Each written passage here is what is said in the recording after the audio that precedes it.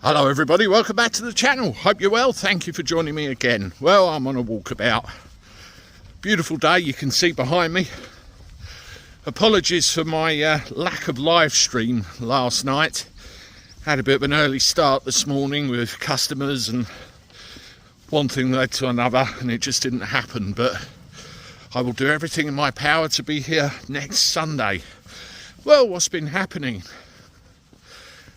7 seats. Yes, apparently Reform is on course to win 7 seats. That's according to a poll by Salvation, is it? They call themselves. Well, I have to ask, what bloody good is 7 seats? It isn't. If they win 7 seats in that rabble, it won't be a beachhead, it'll be a pebble on a shingle beach. They won't be heard, they won't have a voice, they won't achieve anything.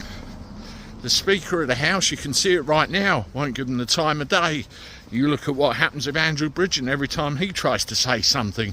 Nobody turns up to listen to the poor bloke. 7 seats. Well, we've got to do better than that, haven't we? The other narrative we have is you vote Reform, you get Labour. That's coming from Conservatives, coming from the Tories. What they don't realise, of course, is the election's already over. They've made such a big mess of the whole thing that we're going to get a Labour government. It's pretty much guaranteed. If we get the Tories, I'll be absolutely amazed. And we're going to get a Labour government because it's one of the big two, and it's what many people in this country still believe. The Tories are going to be lucky if they don't get completely wiped out, let alone anything else. So that leads me to the thing, who's going to be the opposition? Is it going to be a coalition of the masses, or is it going to be Reform? I think everything that I read and everything I see tells me that maybe, just maybe, there might be a bigger chance of them doing better than just 7 seats.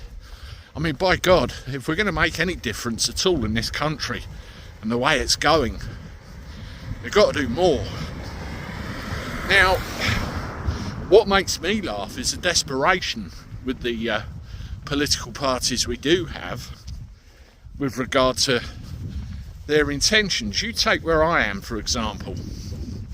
Now, Craig McKinley was the MP here, and, you know, sadly, he got sepsis and, you know, had his arms and legs amputated.